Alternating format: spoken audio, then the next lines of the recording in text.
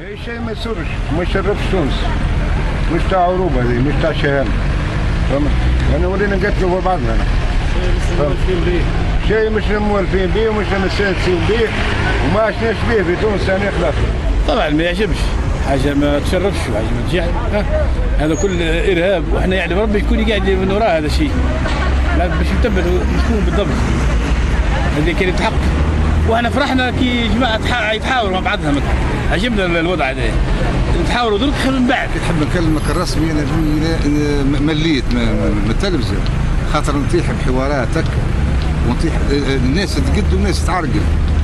تسمع فيا، الناس تقد والناس تعرقل. العراقيين هم الاحزاب المعارضه، هم المتسبين في الامور هذه، ونحن نحبوا نهفتوا الامور. الانسان باش يخدم على روحه. انا واحد من الناس هو ثلاثه وامهم ثلاثه يقروا في المكتب وشوفينا واش نخدم. هاو الصندوق تاع السراج ونبيع بشويه زعروس ساعات. ما يصيرش الوضع هذا، وماناش خايفين منه، ومستعدين باش نكافحوا باي طريقه الارهاب، ويلزمنا نهز ودينا في دين بعضنا، سواء كان حاكم ولا مواطن عادي، من البسيط الاعلى نقطه.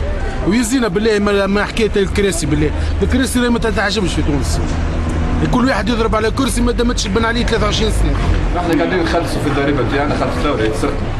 اي سرقت من النهار الاول. اي ومعروف شكون سرقها.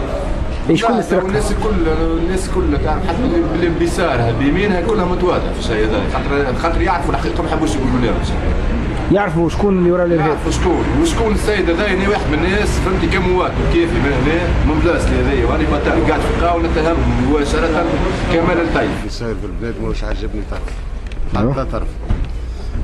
فهمتوا؟ ماذا بينا نحن النهضه والبيئات هذه تابعه النهضه هذه مانيش قابلين هجم.